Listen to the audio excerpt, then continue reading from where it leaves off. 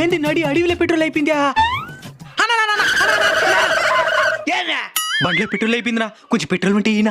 నేను సరే అక్కడ దాకా బండిని త్రో చేయనా? నాకు త్రో చేసేది రాదు. సరే నేను త్రో చేస్తాను, ఈ బండిని హ్యాండిల్ చేయనా? నా బండిని ఎవరికి సరే 3 కిలోమీటర్లు ముందరకు పోతే పెట్రోల్ బంక్ వస్తుంది, ఆడదాకా లిఫ్ట్ ఈనా? లిఫ్ట్ ఇస్తే నాకేంది లాభము? డబ్బులు మీరే కట్టేయండి.